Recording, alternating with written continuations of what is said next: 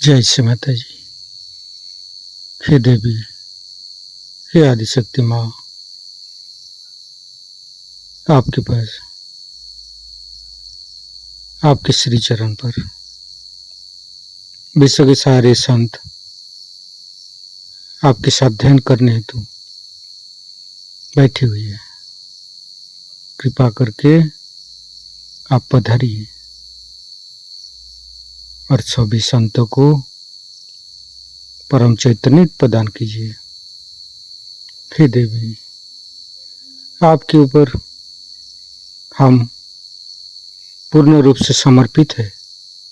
कृपा करके हमारे ऊपर दया कीजिए, कृपा कीजिए और हमारी प्रार्थना को स्वीकार कीजिए। माँ परम पूज्य श्री माता जी, आपके श्री चरण कमल पर कोटि कोटि नमन। कुंडली उठा के बंधन लेंगे।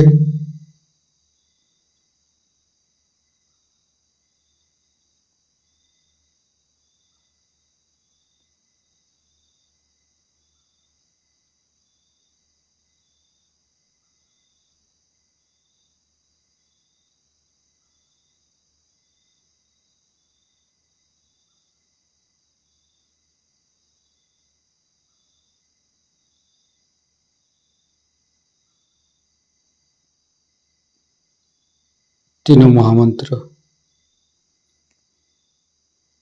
ओम तमेव साक्षात् श्री महालक्ष्मी महासरस्वती महाकाली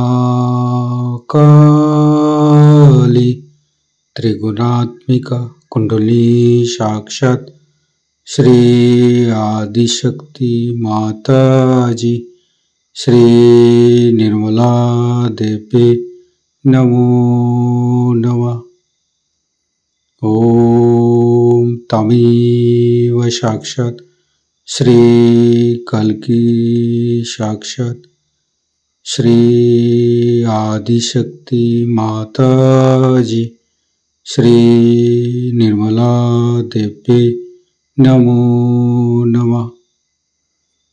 ओम तमेव साक्षात् श्री कल्की साक्षात् श्री सहस्रार स्वामिनी मोक्ष प्रदायिनी माता जी श्री निर्मला देवी नमो नमः। गणेश मंत्र। ओम तमेव साक्षात् श्री गणेश साक्षात् श्री आदिशक्ति माता जी श्री निर्मला देवी नमो नमः। दोनों हाथ खुला हुआ परम पूज्य श्री माता जी के सामने।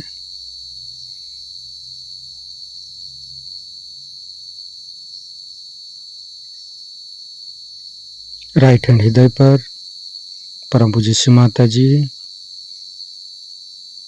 कृपा करके आप हमारे हृदय पर आइए और हमारे हृदय को स्वच्छ कर दीजिए। सच हृदय कमलासन पर आपके श्री चरण को स्थापित कीजिए। माँ, आपकी श्री चरण की शीतलता हमारे हृदय पर प्रदान कीजिए। माँ, परम पूज्य श्री माता जी, हम अज्ञानी हैं। हमारी अज्ञानता के वश में यदि आपकी शान के खिलाफ कोई गलती हुआ हो, कृपा करके मुझे क्षमा कर दीजिए। माँ,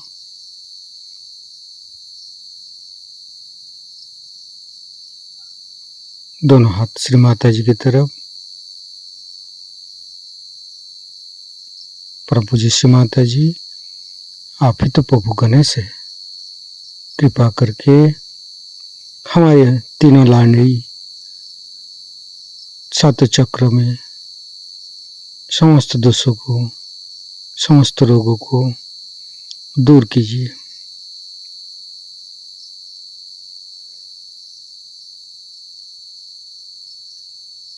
गणेश जी का मंत्र लेंगे। ओम तमेव साक्षात श्री गणेश साक्षात श्री आदि शक्ति माता जी श्री निर्मला देव्ये नमो नमः। संपूर्ण चित्त मध्य मूलाधार पर रखेंगे। गणेश गौरी माता के मंत्र लेंगे। ओम तमेव साक्षात श्री गणेश गौरी माता साक्षात श्री आदि शक्ति माता जी श्री निर्मला देव्ये नमो नमः।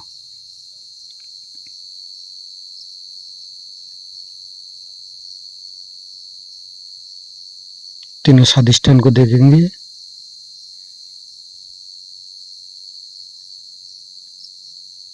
लेफ्ट स्वादिष्ठान, मध्य स्वादिष्ठान, राइट स्वादिष्ठान। संपूर्ण चित्त लिभार के पास रखेंगे।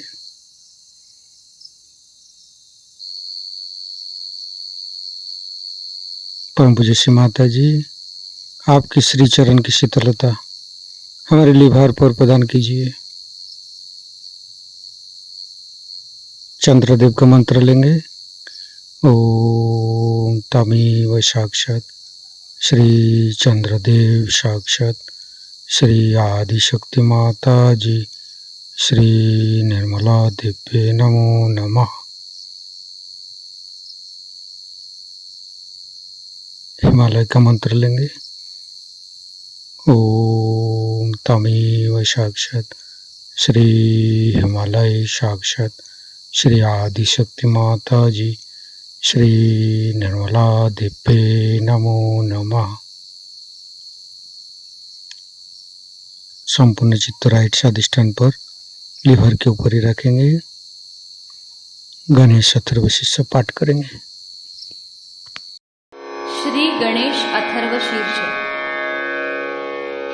ओम नमस्ते गणपतये त्वमेव प्रत्यक्षं तत्त्वमसि त्वमेव केवलं कर्तासि त्वमेव केवलं धर्तासि त्वमेव केवलं हर्तासि त्वमेव सर्वं खल्विदं ब्रह्मासि त्वं साक्षादात्मासि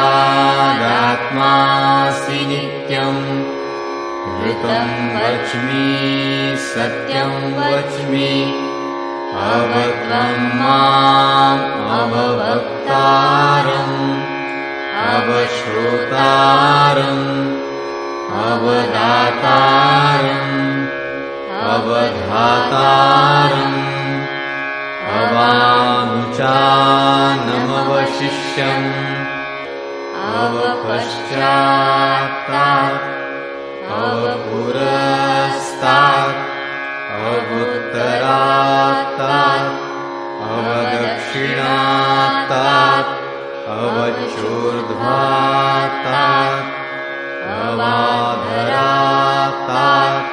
सर्वतो मां पाहि पाहि समन्तात् त्वं वाङ्मयस्त्वं चिन्मयः त्वमानन्दमयस्त्वं ब्रह्ममयः त्वं सच्चिदानन्दाद्वितीयोऽसि त्वं प्रत्यक्षं ब्रह्मासि त्वं ज्ञानमयो विज्ञानमयोऽसि सर्वं जगदिदं त्वत्तो जायते सर्वं जगदिदं त्वत्तस्तिष्ठति सर्वं जगदिदं त्वयि लयमिष्यति सर्वं जगदिदं त्वयि प्रत्येति त्वं भूमिरापो नलो नीलो नभः त्वं चत्वारि वाक्पदानि त्वं गुणत्रयातीतः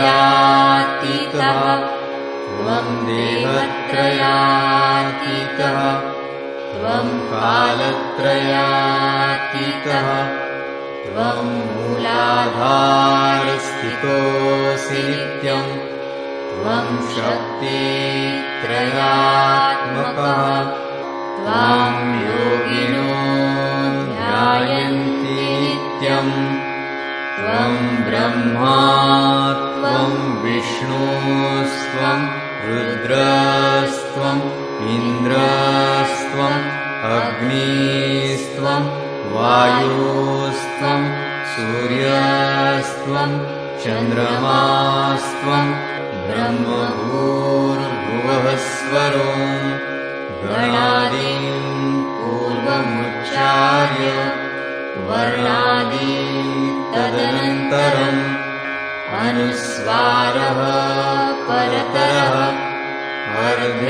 अर्धेन्दुलसितं तारेण रुद्धम् एतत्तव मनुस्वरूपं गकारः पूर्वरूपम् अकारो मध्यमरूपम् अनुस्वारश्चान्त्यरूपम्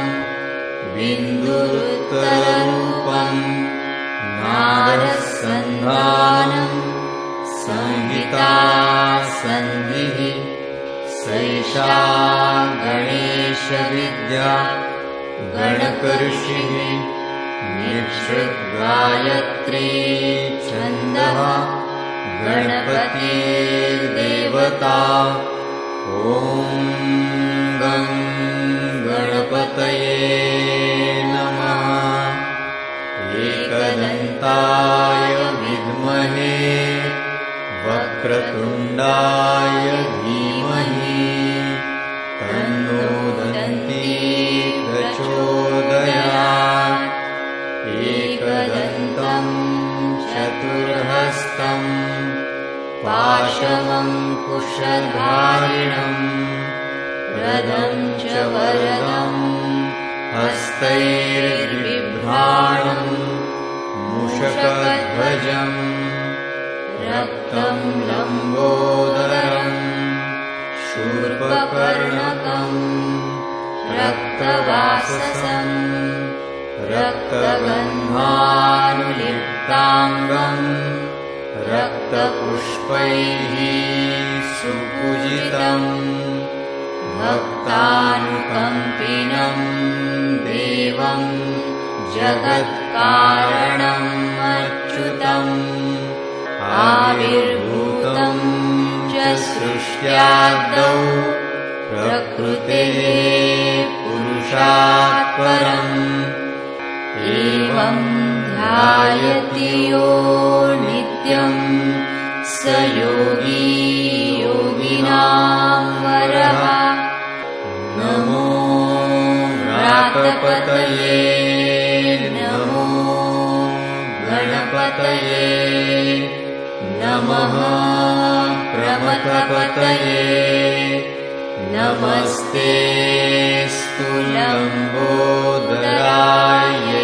लम्बोदरायैकदन्ताय विघ्ननाशिने शिवसुताय श्रीवरदमूर्तये नमो नमः साक्षात् श्री आदिशक्ति माताजी श्री निर्मला देव्यै नमो नमः। संपूर्ण चित्त लीवर के ऊपर ही रखेंगे।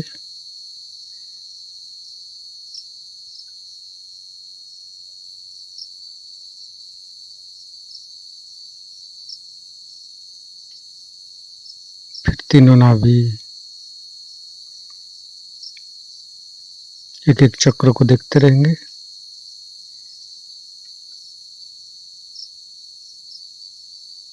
तीनों हृदय,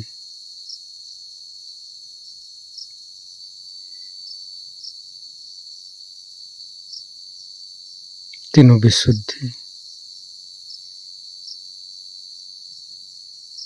फ्रंट आज्ञा, बैक आज्ञा, सहस्त्रार।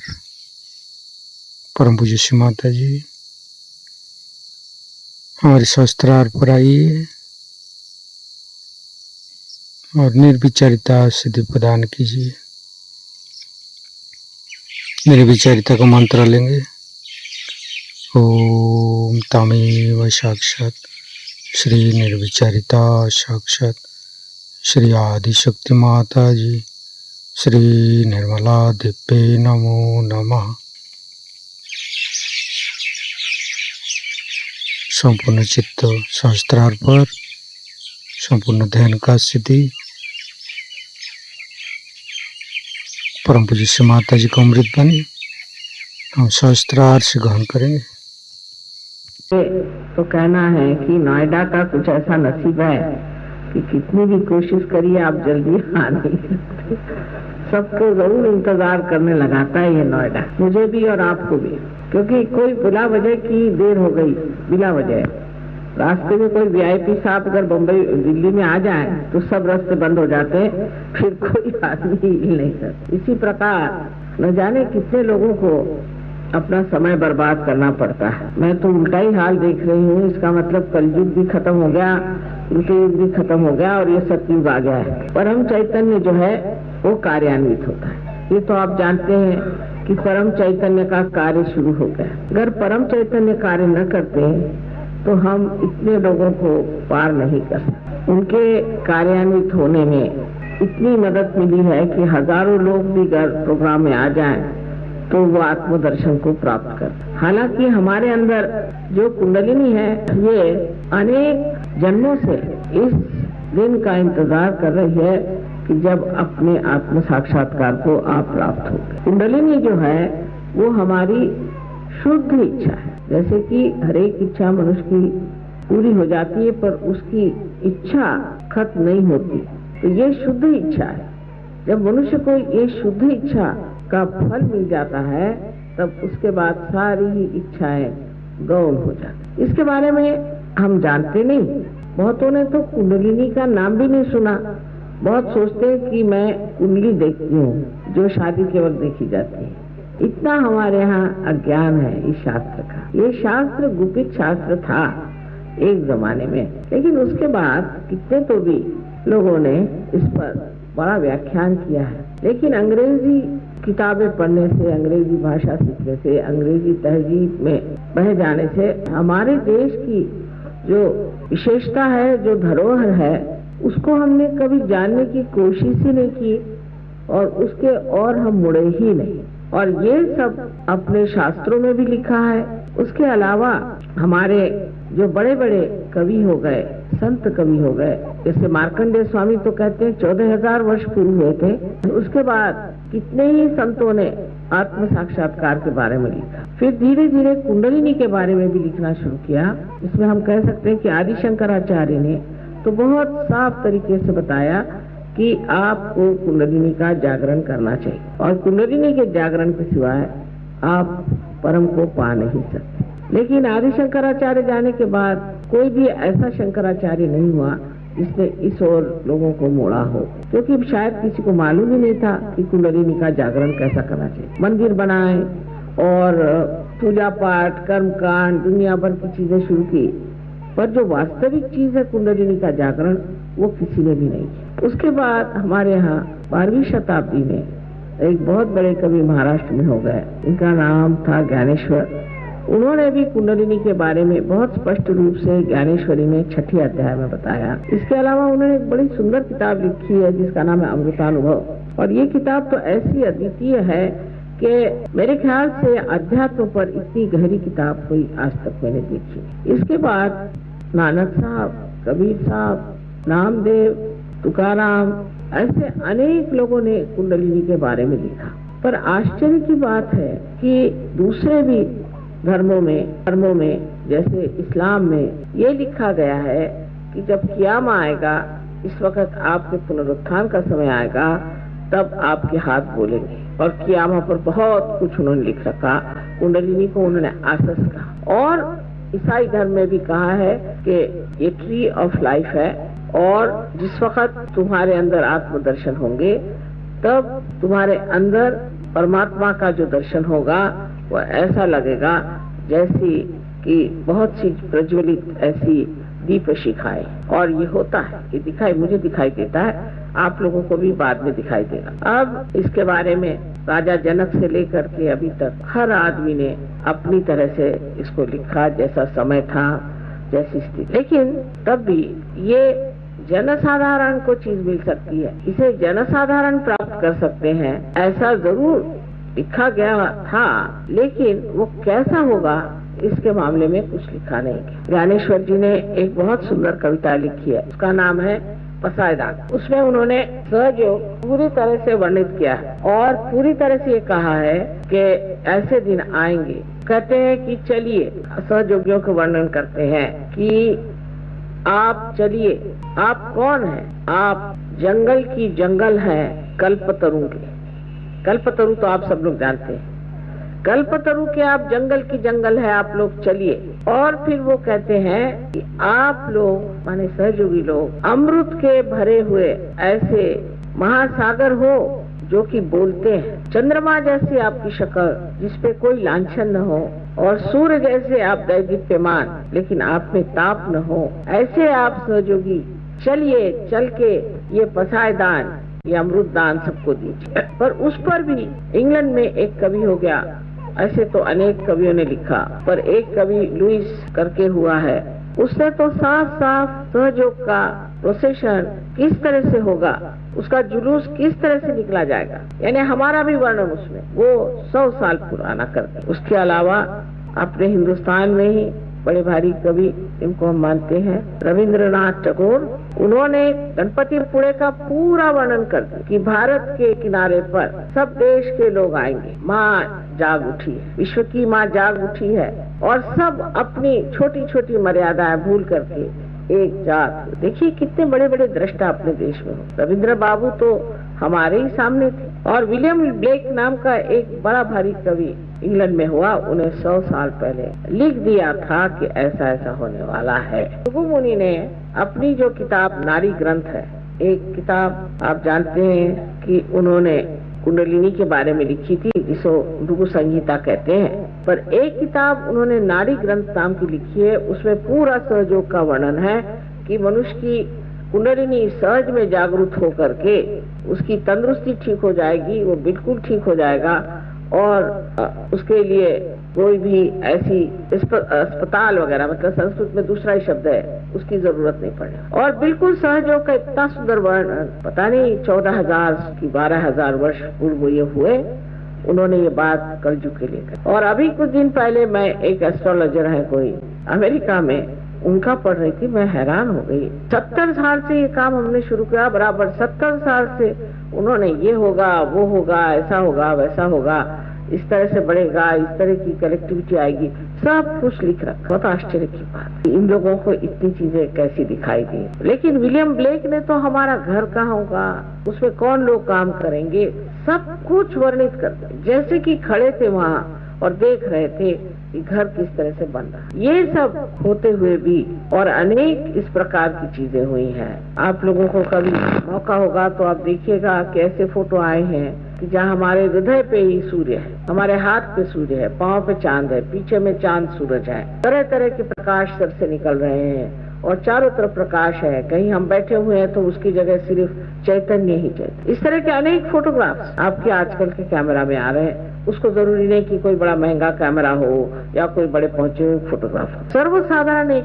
कोई छोटा सा बच्चा खींच लेता है, उसके इसमें आ जाता है। कोई एक छोटा सा एक विद्यार्थी कुछ खींच लेता है, उसकी फोटोग्राफ, उसके पास फोटोग्राफ आ जाता है। तो इस तरह की बहुत सी पहचानें आज मानव के लिए सहयोग में है। इसके अलावा जो जो प्रयोग किए गए सहयोग से बीमारियों के, या जो जो प्रयोग किए गए एग्रीकल्चर पे या किसी भी चीज पर, उस पर इतना ज्यादा यश मिला है कि कोई सोच भी नहीं सकता कि इतना यश किसी एक सर्वसाधारण बुद्धि के आदमी को मिल सकता। इसका मतलब एक तो है कि हमारे अंदर कुछ तो भी अज्ञान से ढका हुआ था जो खोलना पड़ा, और दूसरी बात ये भी है कि हमारे अंदर बहुत सी शक्तियां हैं सुप्तावस्था में जो कुंडलिनी के जागरण से जागृत हो गई। आज आपको मैं यही बताना चाहती हूँ कि कुंडलिनी के जागरण से क्या क्या बातें हो जाती। पूरा तो बता नहीं पाऊंगी, उसके लिए तो एक ग्रंथ लिखना होगा, पर आपको थोड़ा थोड़ा समझा। कुंडलिनी के जागरण से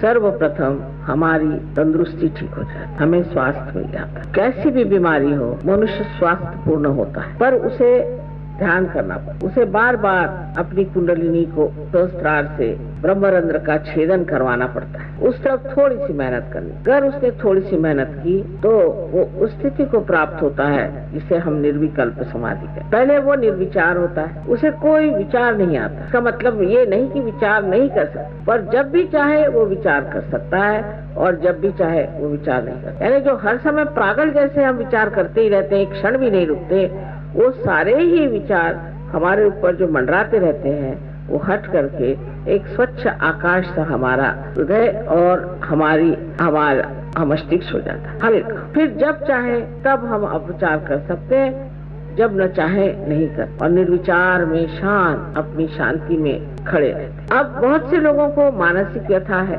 बहुत से लोग आते हैं उनको डिप्रेशन हो गया। मैं तो कल ही कह रही थी कि आप इम्प्रेशन सब पे मारते हो इसलिए फिर डिप्रेशन भी हो जाता है, क्योंकि आपका इम्प्रेशन लोग मानते नहीं तो फिर आप पे डिप्रेशन आ जाता है। तो आप इम्प्रेशन ही क्यों लोगों पर मारते? पर कुछ लोगों को डिप्रेशन और भी किसी वजह से आता है। उसकी वजह क्या है? उसकी वजह क्या? अब इधर चित्त रखे, चित्त देखिए एकदम खट से उधर जाता है आप लोगों का। इधर देखिए, आप इधर देखिए, चित्त को जरा आप संयत रखें, क्योंकि जैसे जैसे हम बोल रहे हैं कुंडलिनी पर भी काम कर रहे हैं धीरे। तो सबसे पहले हमारी तंदुरुस्ती ठीक हो जाती है, और अगर उस पर हमने थोड़ा सा अभ्यास किया तो हमेशा के लिए हम ठीक हो जाते हैं, फिर हमें कोई भी बीमारी नहीं लग सकती। एक साहब ने मुझे कहा कि साहब उनको कैंसर हो गया था, इससे तो ठीक हो गया, अब उनको किडनी हो गई। तो मैंने कहा कि आप रोज ध्यान करते थे? तो उनका हंस के कहा हाँ मैं तो करता ही था। मैंने कहा यही तो है, आप हंस के कह रहे हैं, मतलब ये कि आपके लिए एक मजाक की चीज होगी ध्यान करना। आप एक चीज, एक जिम्मेदारी की चीज समझ करके आप करते नहीं थे, अगर करते होते तो कभी भी किडनी की शिकायत नहीं। और बहुत से लोग जिनको बताया गया था कि आप 1 साल में ही मर जाएंगे, 1 महीने में ही मर जाएंगे, वो अच्छे भले घूम रहे, उनको कुछ नहीं हुआ, सालों बीत गए, अच्छे से घूम रहे। जिनकी उम्र बताई गई थी कि आप 50 साल में ही दुनिया से चले जाएंगे, तो वो 70-75 चल ही रहे, और दिखने में भी इतनी उम्र नहीं लगती। बताना पड़ता है कि इनकी इतनी उम्र। जितना आप सहयोग में सहकार्य करेंगे, जितना आप दुनिया को प्रकाश देंगे, उतना ही आपको इससे लाभ होगा। आपसे पैसा तो लेना नहीं है, ना आप दे सकते हैं, आपसे कुछ भी नहीं चाहिए, सिर्फ ये चाहिए कि आप अपनी अंततक शुद्धि करें और सामूहिक रीति से मिल करके जहाँ भी आपका सेंटर हो वहाँ जाएं और वहाँ जा करके ध्यान धारणा करें। इतनी सी बात, और इससे आपकी जिंदगी विशेष रूप से एक नया रूप धारण कर सकती है, तो क्यों न की जाए। डॉक्टर नहीं चाहिए, दवाइयाँ नहीं चाहिए, कुछ नहीं चाहिए, आराम से आप रहे। एक खर्चा तो यही बचा। दूसरा खर्चा ऐसा बचा है कि जैसे मैंने कहा किसी को मानसिक क्लेश, अब अगर किसी स्त्री में मानसिक क्लेश है या पुरुष में मानसिक क्लेश है, या उसे कोई आदतें, शराब पीना है, जुगार खेलना है, पता नहीं क्या क्या आदतें होती दुनिया भर की, सिगरेट, पान, तंबाकू, ये वो दुनिया भर की चीज, जिसमें कि हम ऐसा खर्चा करके अपना नुकसान करते, अपना नुकसान और अपने घर वालों का नुकसान, और उनके सामने कोई ध्येय भी नहीं रह जाता। ये सारी आदतें एक साथ छूट जाती, मानो की कोई आदत ही नहीं रहती। जैसे बहुतों को आदत है सवेरे उठ के चाय पीने की, याद ही नहीं रहती चाय पी कि नहीं पी, भाई पी कि नहीं, पूछते हैं नहीं पी कि नहीं पी, नाश्ता किया, कहाँ किया नाश्ता, अच्छा चल जान दो खाना ही खा लेंगे। फिर खाना खाते वक्त भी याद नहीं रहा खाना खाना है, तो 2 दिन ऐसे बीत जाते, पता नहीं चलता खाना खाया कि नहीं खाया और नाश्ता किया कि नहीं। अब ये कि हमें इस चीज का शौक है,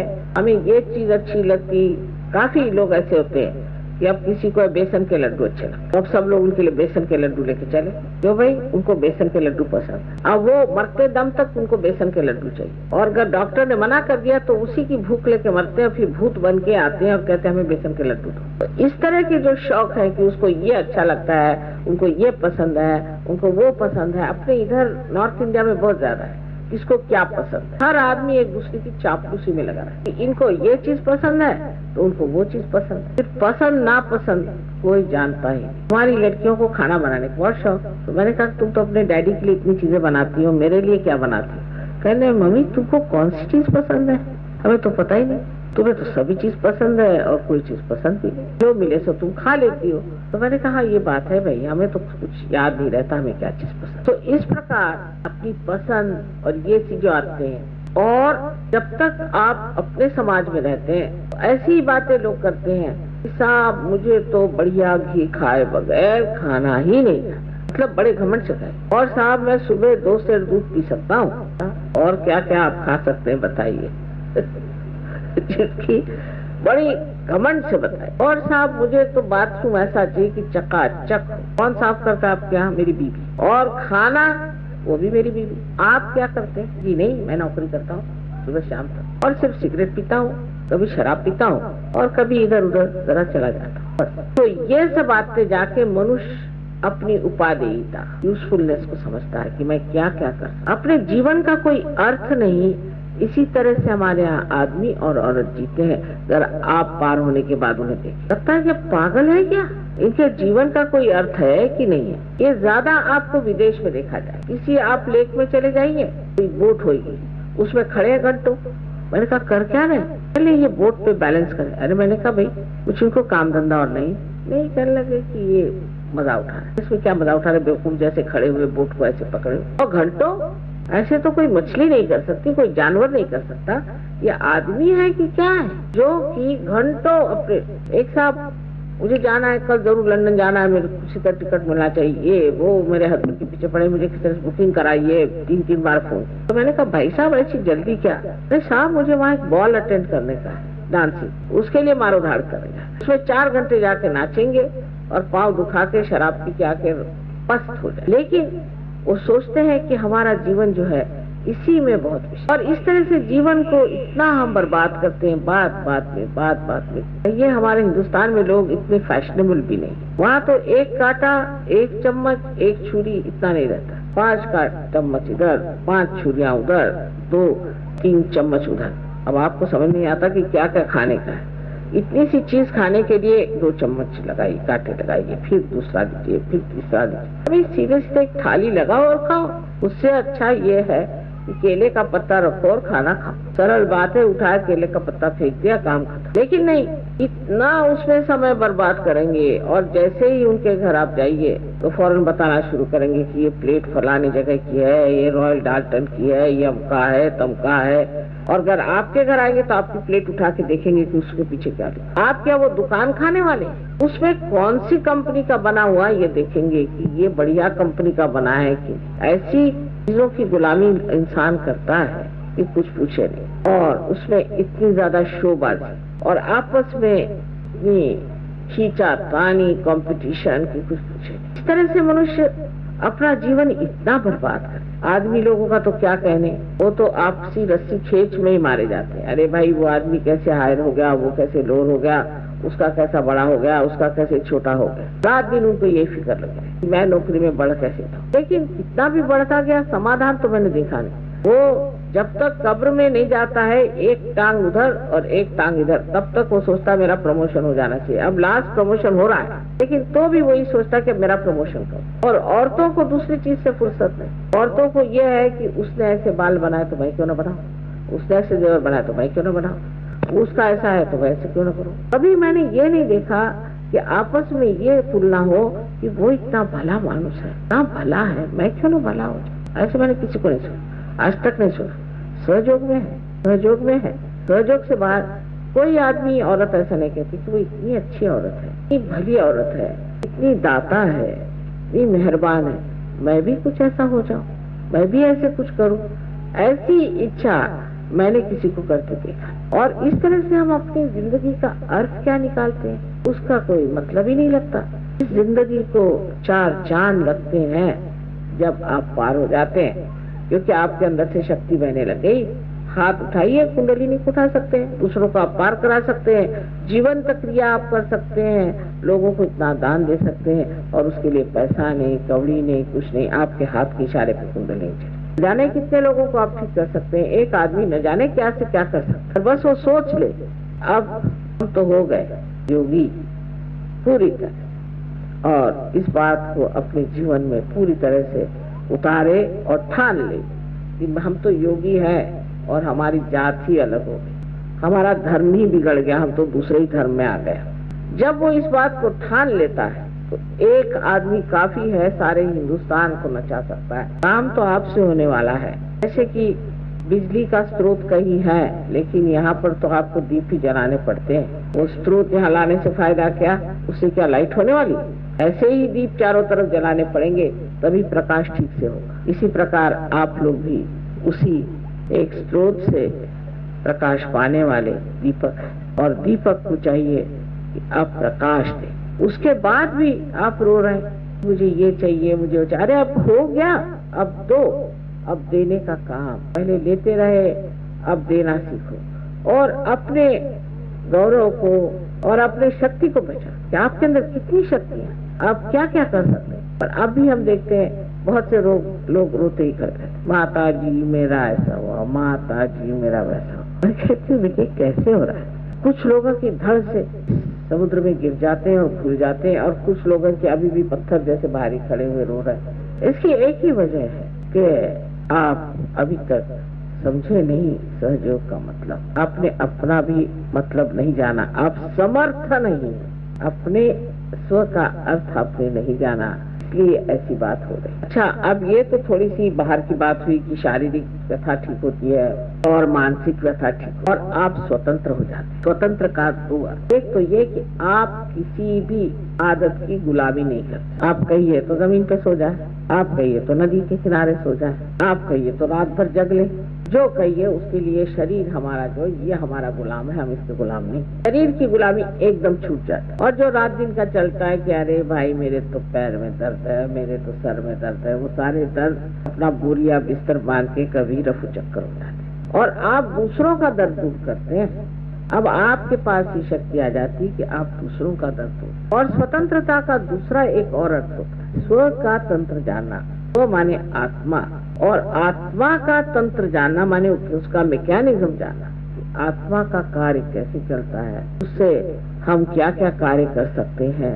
जब आत्मा हमारे चित्त में आता है तो हमारे चित्त का क्या हाल होता है, ये सब चीज को जानना ही स्वधर्म को जानना है, और स्व तंत्र को जानना ये भी हो जाता है। आपने तो अपने को जाना ही नहीं। जानने में सबसे बड़ी बात तो आप यही जानिएगा कि आप बहुत शक्तिशाली, उसमें हिचकिचाहट नहीं होनी चाहिए। वाकई में आप तो ऐसा ही हुआ कि किसी को ले जाके सिंहासन पे बिठाया, अभी वो सोचता है पता नहीं ये क्या चीज है, इस पे बिठा दिया, मैं सिंहासन पे बैठा हूँ या नहीं, और बार बार उठ खड़ा हो रहा। अब विराजो, राजने का समय आ गया, इस पे विराजो, आराम से शांत से बैठो। अब किसकी मजाल है जो तुमको छू ले, या तुम्हें सताए या परेशान।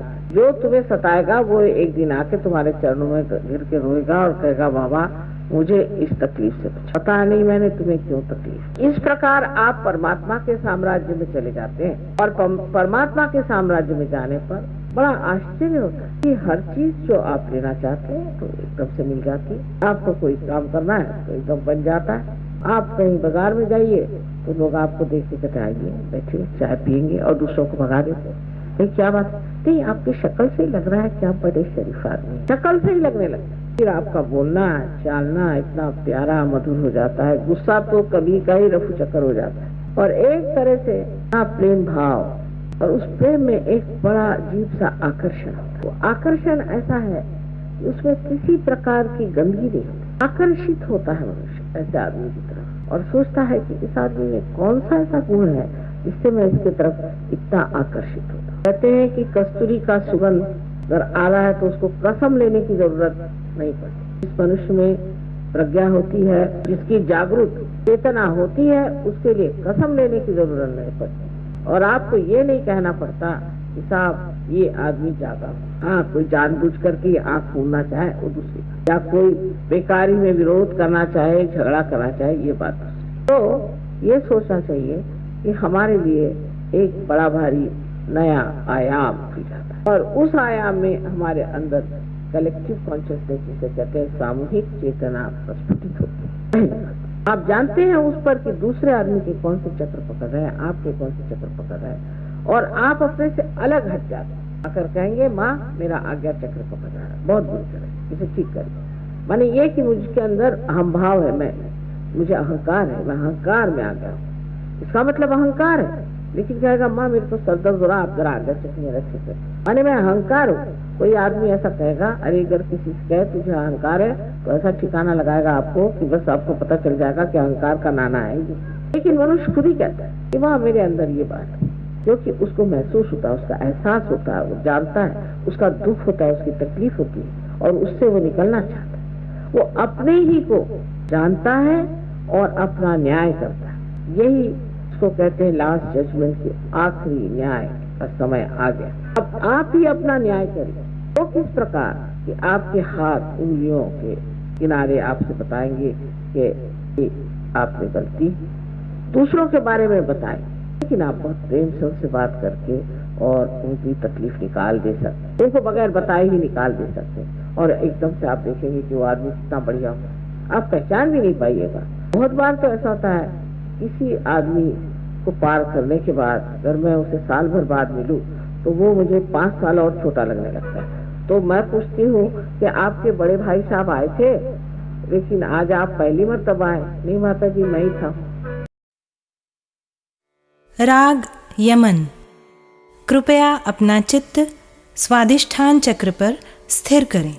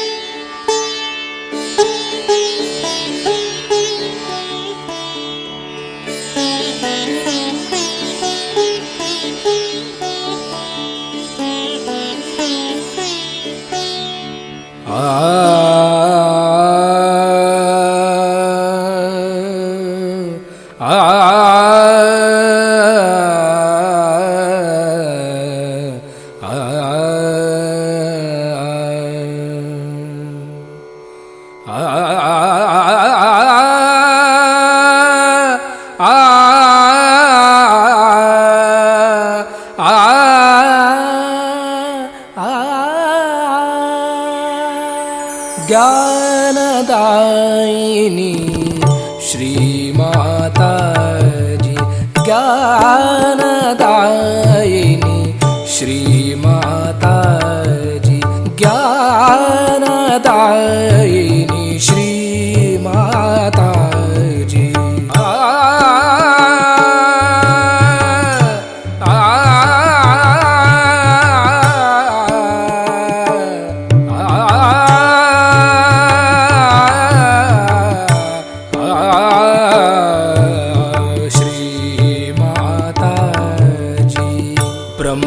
स्वरूपिणी मात सरस्वती, ब्रह्मस्वरूपिणी मात सरस्वती, ब्रह्मस्वरूपिणी मात सरस्वती, ज्ञानदायिनी श्री माता जी। पम गम पर पम गम पम गरे सा निरे ग गरे गम म गम पम गरे सा निरे गरे गम पम गम पद पम गम पम गरे गरे सा।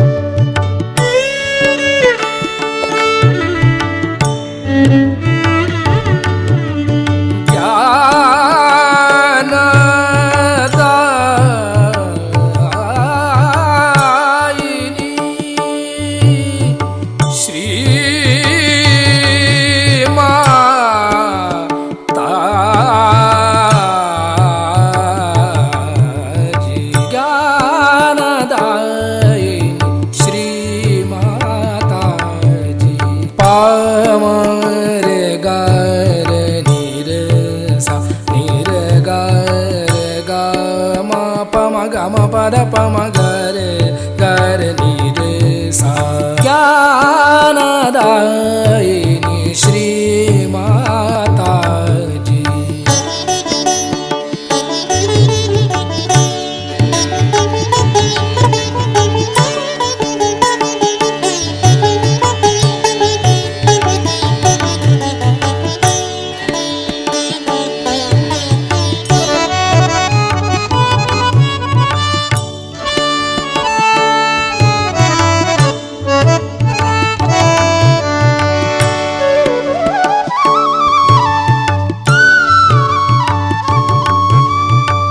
निर्मल विद्या कावर दो माँ, निर्मल विद्या कावर दो माँ, निर्मल विद्या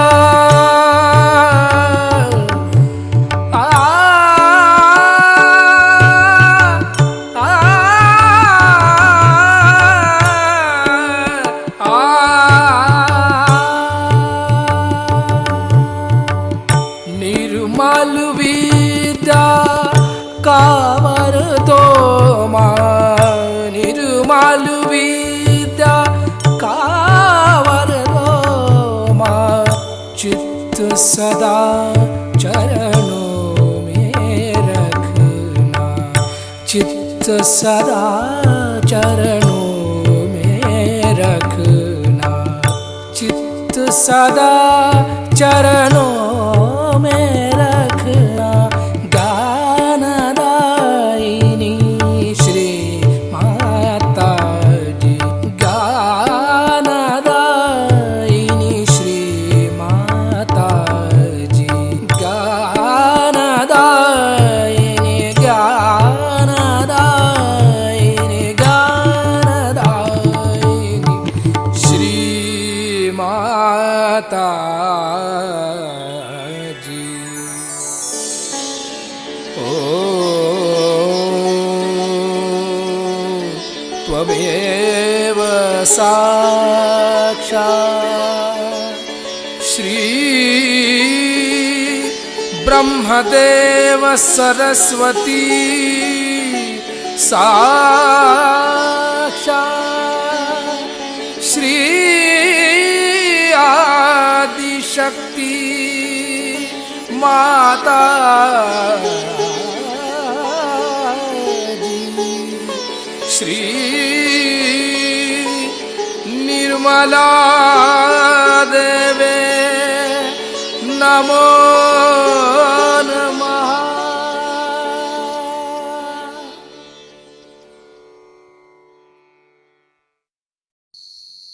हे देवी, हे आदिशक्ति माँ, आज का ध्यान का सिद्धि आपने देखी जो हमको परम चैतन्य प्रदान की है, इसके लिए मैं आपको कोटि कोटि नमन। कुंडली उठाकर बंधन लेंगे।